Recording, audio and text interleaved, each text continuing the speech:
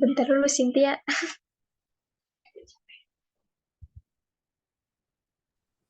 Bentar, suara kamu nggak ada.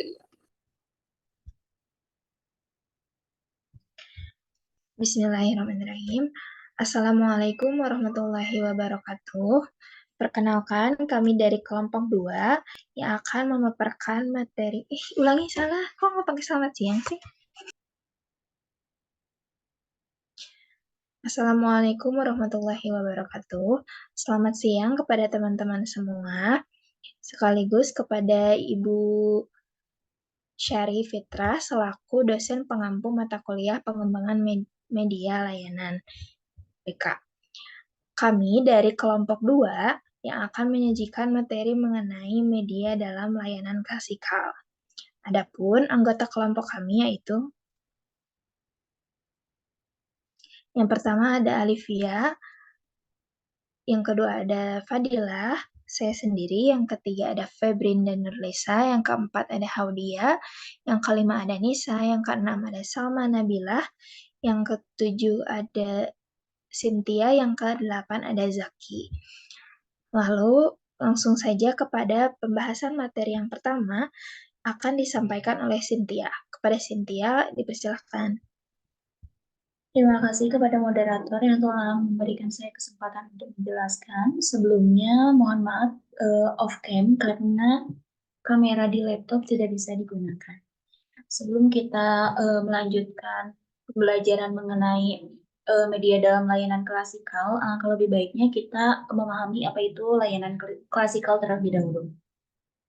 Jadi layanan klasikal ini merupakan bagian penting dari sebuah layanan bimbingan dan konseling yang mengharuskan seorang konselor untuk berinteraksi langsung dengan siswa atau siswi sesuai dengan jadwal yang telah ditentukan.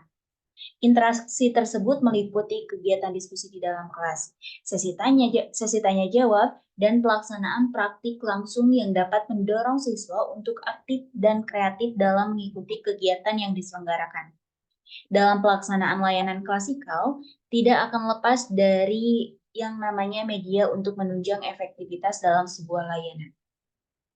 Nah, di dalam layanan klasikal juga tidak akan lepas dari yang namanya media. Untuk menunjang sebuah keefektivitasan dalam sebuah pelayanan tersebut. Jadi, agar sebuah layanan klasikal ini dapat berjalan secara efektif, harus diperlukan adanya sebuah media. Media-medianya itu terdapat 3 jenis yang nantinya akan dijelaskan oleh rekan saya selanjutnya. Mungkin saya akan meng-highlight sedikit medianya itu. Yang pertama ada media cetak, yang kedua ada media non-cetak, dan yang ketiga ada media display yang akan dijelaskan oleh rekan saya selanjutnya untuk lebih jelasnya. Nah, di dalam layanan klasikal juga ternyata ada 6 bidang, teman-teman. Bidang pertama itu mencakup bidang pribadi, yang kedua mencakup bidang sosial, yang ketiga mencakup bidang belajar, yang keempat bidang karir, yang kelima bidang kehidupan keluarga, dan yang keenam ada bidang kehidupan agama. Adapun beberapa jenis layanan pada layanan klasikal. Jadi di dalam layanan klasikal juga ternyata ada beberapa layanan di dalamnya. Yang pertama ada layanan orientasi, yang kedua ada layanan informasi, yang ketiga ada layanan penguasaan konten, dan yang terakhir ada layanan penempatan dan penyaluran. Mungkin sekian yang dapat saya sampaikan. Saya kembalikan lagi kepada moderator. Mohon maaf, tadi banyak sekali gangguan. Terima kasih. Baik, terima kasih kepada Cynthia yang telah memaparkan materinya. Lalu selanjutnya, materi yang kedua mengenai hakikat media dalam bimbingan dan konseling klasikal yang akan disampaikan oleh Haudia. Kepada Haudia, dipersilakan.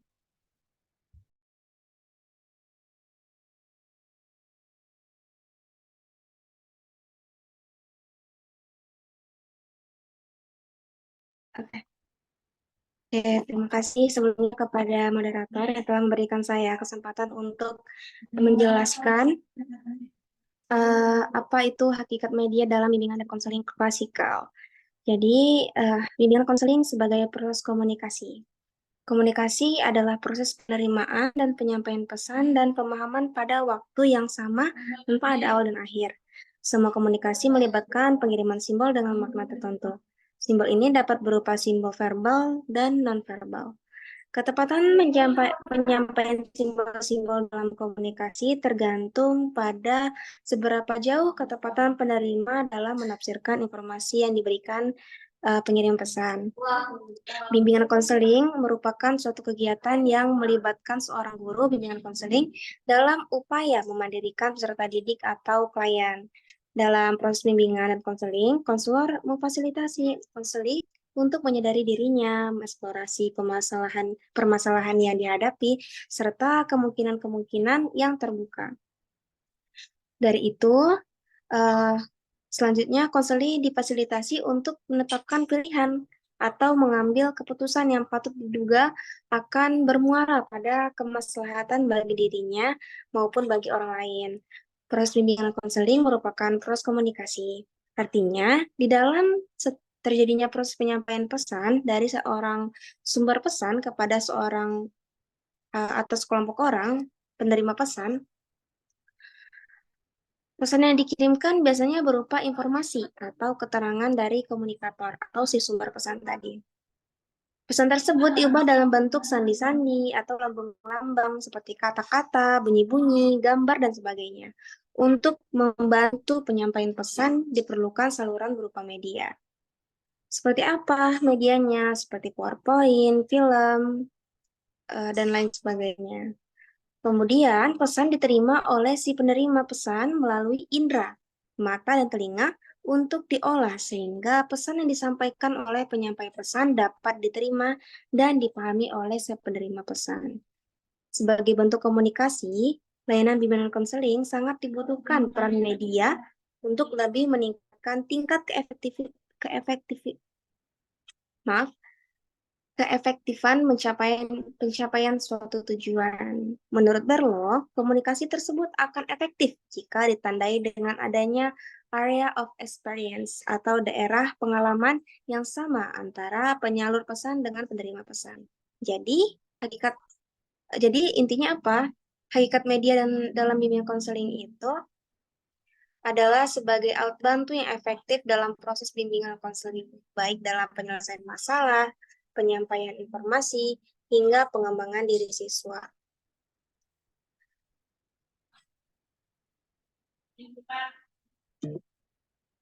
Baik, mungkin hanya itu yang dapat saya sampaikan. Saya kembalikan kepada moderator. Baik, terima kasih kepada Haudia yang telah menyampaikan materi mengenai hakikat media dalam bimbingan dan konseling klasikal. Lalu selanjutnya ada materi yang ketiga, yaitu mengenai penggunaan media dalam layanan klasikal yang akan disampaikan oleh Alivia dan Nisa. Kepadanya, dipersilakan.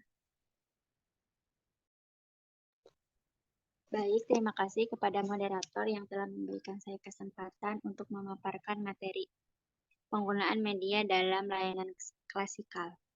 Jadi, dalam pelayanan klasikal juga tidak jauh dari penggunaan media BK yang dimana bertujuan untuk mendukung efektivitas layanan. Nah, adapun media yang dapat digunakan dalam layanan klasikal ini menurut Belawati dalam Atira dan Pratama yang terdiri dari 3 macam. Yang pertama ada media cetak. Media cetak yaitu media yang dibuatkan dalam bentuk kertas atau yang terbuat dalam bahan kertas yang berfungsi untuk kebutuhan pembelajaran dan penyampaian informasi. Contoh media cetak adalah buku teks, majalah, modul, handout, dan lembar kerja siswa. Yang kedua, penggunaan media dalam layanan klasikal yaitu ada media non-cetak. Media non-cetak itu yang terbuat bukan dari kertas, yang berfungsi untuk keperluan pembelajaran dan penyediaan informasi. Contohnya yaitu misalnya radio, video, audio, film, dan slide.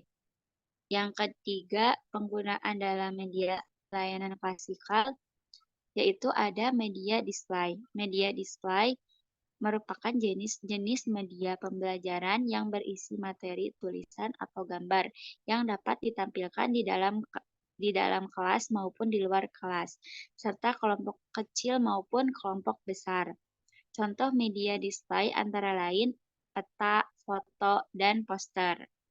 Baik, terima kasih kepada moderator. Saya cukupkan yang akan dilanjutkan oleh rekan saya.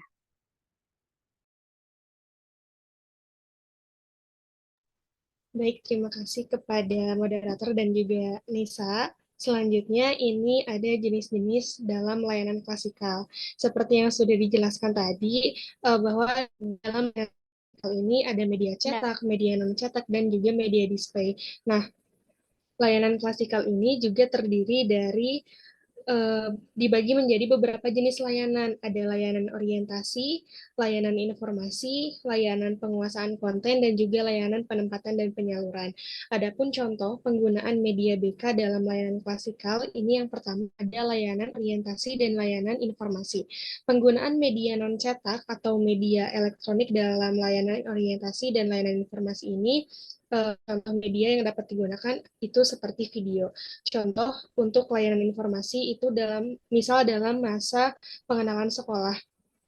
Terkadang peserta didik itu akan merasa jenuh, bosan, mengantuk, dan lainnya kalau terus-menerus mendengarkan orang berbicara mengenai visi dan misi sekolah, sejarah, sarana prasarana, dan lainnya. Maka dari itu dengan media BK yang digunakan seperti video ini bisa sedikitnya menarik perhatian dari peserta didik. Tetapi tentu saja video tersebut harus dibuat semenarik mungkin, atau bisa juga videonya itu diunggah di YouTube, di Instagram, atau platform lainnya. Atau jika bukan video, itu kita bisa kayak room tour lagi, room tour sekolah gitu, untuk memperkenalkan apa aja yang ada di sekolah, atau sambil melihat-lihat sekolah sambil dijelaskan juga sejarahnya apa, visi misinya apa, seperti itu. Tetapi ini juga disesuaikan dengan kondisi dan fasilitas yang ada di sekolah tersebut. Sedangkan untuk layanan orientasi sendiri, itu contohnya dalam bimbingan pribadi, itu video yang berisikan pemberitahuan hak dan kewajiban peserta didik dalam berseragam, fasilitas yang ada di sekolah, dan lainnya. Atau kalau misalkan contoh di kampus kita itu pas awal-awal di Instagram Universitas Masum atau Instagram organisasi lainnya itu suka ada misalkan hari Rabu pakai baju apa, hari Kamis pakai baju apa, kayak gitu. Nah, kemudian yang kedua itu ada penggunaan media layanan penguasaan konten. Biasanya digunakan untuk membantu peserta didik memahami dan menguasai materi atau mata pelajaran. Contohnya sama seperti yang lain dengan menggunakan media video. Kadang kita kan waktu mata kuliah atau mata pelajaran kayak statistik, matematika, penggunaan aplikasi SPSS atau lainnya itu suka bingung kalau misalkan sekedar baca-baca gitu, lihat di buku, dan akhirnya kita pasti nyari tutorial di YouTube, kita ikuti tuh sampai paham. Nah, video tersebut video tersebut dapat disebut dengan video interaktif yang menjelaskan materi dengan cara dapat sedikitnya dipahami oleh peserta didik. Nah, kemudian yang terakhir itu ada penggunaan media layanan penempatan dan penyaluran. Contohnya ini seperti tes MBTA, di mana kita mengetahui kepribadian kita itu apa, kemudian pekerjaan yang cocok buat kita itu apa. Kemudian contoh lainnya itu waktu observasi program BK semester kemarin di SMKN 1 Pacet, itu kan BK-nya itu kayak membuat website gitu yang dapat menampilkan hasil dari karakter dan preferensi karir serta kecerdasan majemuk. Kemudian dengan mengikuti webinar atau seminar pun itu bisa membantu peserta didik untuk mengetahui ada ketertarikan pada jurusan atau bidang apa nih nanti. Jadi bisa mengeksplor informasi melalui media elektronik. Contohnya tadi untuk layanan penempatan dan penyaluran dalam karir. Seperti itu. Mungkin itu saja yang dapat saya sampaikan. Terima kasih. Saya kembalikan kepada moderator. Baik, terima kasih kepada Nisa dan juga Alivia atas pemaparan materinya. Lalu selanjutnya ada materi mengenai tadi ini sudah ya contoh penggunaan media dalam layanan klasikal. Lalu selanjutnya ada materi mengenai pemilihan media dalam layanan klasikal yang akan disampaikan oleh Salma dan juga saya. Yang pertama akan disampaikan oleh Salma. Kepada Salma, dipersilahkan. Terima kasih kepada moderator. Materi selanjutnya yaitu pemilihan media dalam layanan klasikal. Nah, dalam memilih layanan media untuk layanan klasikal itu terdapat sejumlah pertimbangan yang penting yang harus diperhatikan agar proses pembelajaran dapat berjalan efektif dan optimal.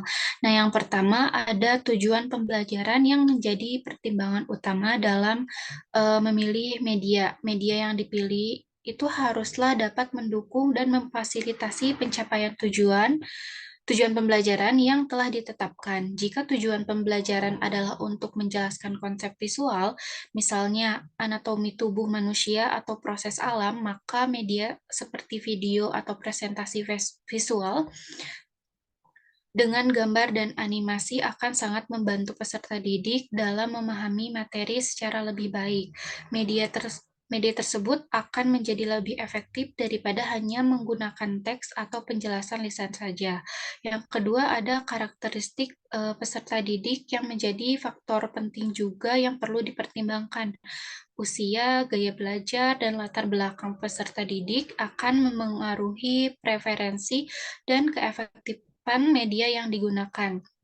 Anak-anak cenderung lebih tertarik dengan media yang menarik secara visual dan interaktif seperti video animasi atau permainan edukasi. Sementara itu, peserta didik dewasa mungkin lebih memahami dengan baik melalui presentasi atau teks yang disertai dengan penjelasan yang mendalam. Nah, yang ketiga ada ketersediaan sumber daya seperti peralatan, ruangan, dan anggaran yang menjadi kendala praktis yang harus dipertimbangkan. Nah, jika sumber daya terbatas, maka media yang dipilih itu haruslah sesuai dengan kemampuan dan fasilitas yang tersedia. Misalnya, jika ruangan kelas tidak memadai untuk menampilkan video atau presentasi, maka media cetak seperti buku atau modul mungkin menjadi pilihan yang lebih realistis. Nah, untuk dua poin selanjutnya akan dijelaskan oleh Fadilah. Kepada Fadilah, saya persilahkan. Terima kasih. Baik, terima kasih. Nah, poin selanjutnya yang keempat yaitu keefektifan media. Nah, keefektifan media ini dalam penyampaian materi pembelajaran merupakan faktor yang sangat krusial. Penggunaan media dalam proses pembelajaran memiliki peran yang signifikan dalam memfasilitasi pemahaman dan juga retensi informasi yang diterima oleh peserta didik. Nah, dalam beberapa penelitian juga ditunjukkan bahwa media interaktif itu kayak permainan pembelajaran, terus simulasi yang gitu-gitu, memberikan kesempatan yang lebih besar untuk peserta didik dalam terlibat dalam prosesnya gitu. Nah, dari hal itu dapat meningkatkan keterlibatan dan juga motivasi peserta didik yang memungkinkan mereka itu akan memahami konsep-konsep yang disampaikan dengan lebih mudah gitu dan juga lebih mendalam. Nah, juga ada media multimedia. Nah, kalau multimedia ini seperti video pembelajaran, terus presentasi animasi, ini juga terbukti efektif dalam menyampaikan informasi secara visual dan juga audio.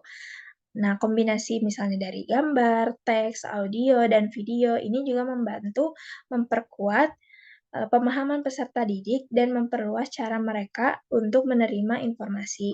Lalu, selain itu, selain dari media interaktif dan juga multimedia, kombinasi dari beberapa media ini biasanya lebih efektif daripada penggunaan media tunggal. Karena pemilihan media, ya karena misalnya kalau tunggal itu kan ada misalnya anak yang mungkin belum ngerti gitu dari satu. Nah, jadi kalau misalnya dari pengkombinasian, misalnya dari visual, terus audio, itu mungkin lebih dimengerti gitu ya. Kemudian yang kelima, yang terakhir, yaitu kemudahan media. Nah, kemudahan media ini harus dipertimbangkan oleh si pembuat dan oleh si pembuat atau kita gitu ya, guru. Karena misalnya kalau peserta didik kesulitan untuk menggunakannya juga kita itu menjadi salah satu hal yang tidak efektif gitu nantinya teh. Jadi keberhasilan dari si apa yang mau disampaikannya itu kurang gitu. Nah, makanya eh, kemudahan dalam penggunaan media ini menjadi faktor yang penting dalam keberhasilan proses penyampaian informasi. Nah, media yang terlalu rumit atau membutuhkan keterampilan yang tinggi, teknis yang tinggi, itu dapat menghambat peserta didik dan juga yang membuat gitu ya. Karena kan perlu kemampuan yang khusus gitu ya.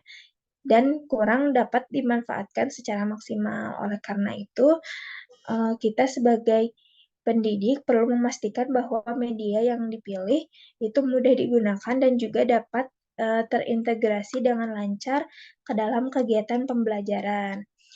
Nah, dengan memperhatikan faktor tersebut, kita sebagai peserta didik dapat memilih dan mengintegrasikan media secara efektif dalam proses penyampaian informasi sehingga dapat memaksimalkan potensi peserta didik dan memahami dan juga mengingat informasi apa yang disampaikan oleh kita. Mungkin sekian yang dapat saya sampaikan. Materi selanjutnya yaitu mengenai perancangan dan pengembangan media dalam layanan Kasikal yang akan disampaikan oleh Febrinda dan juga Zaki. Kepada Febrinda dan Zaki dipersilahkan. Baik, terima kasih kepada moderator. Materi selanjutnya ada perancangan dan pengembangan media dalam layanan klasikal. Nah, perancangan dan pengembangan media dalam layanan klasikal ini merujuk pada proses merancang, mengembangkan, dan mengevaluasi berbagai jenis media pembelajaran yang digunakan dalam konteks pembelajaran tradisional atau klasikal. Nah, tujuan utama dari perancangan dan pengembangan media ini yaitu untuk menciptakan alat atau sarana yang efektif dalam mendukung proses pembelajaran. Nah, di dalam perancangan dan pengembangan media dalam layanan klasikal ini terbagi menjadi 6. Yang pertama ada mengidentifikasi kebutuhan peserta didik. Nah, ini tuh merupakan analisis kebutuhan dan karakteristik siswa, tujuan pembelajaran, materi yang akan disampaikan, dan sumber daya yang tersedia. Nah, analisis ini tuh penting untuk memastikan bahwa media yang dikembangkan ini sesuai dengan kebutuhan dan konteks pembelajaran. Lalu yang kedua ada pemilihan media. Nah, pemilihan media ini merupakan langkah untuk memilih jenis media yang paling sesuai untuk mencapai tujuan pembelajaran. Nah, media ini dapat berupa gambar, video, rekaman, animasi, permainan edukasi atau dan lain sebagainya. Lalu yang ketiga ada perancangan media. Perancangan media ini yaitu tahap perancangan desain media pembelajaran yang dirancang secara detail, meliputi tampilan visual, struktur konten, alur navigasi, dan elemen-elemen lain yang sesuai dengan jenis media yang akan dipilih. Nah, perancangan ini juga dilakukan dengan mempertimbangkan prinsip-prinsip desain pembelajaran seperti keseimbangan, konsistensi, dan kejelasan terkait informasi. Untuk materi selanjutnya akan disampaikan oleh Jaki.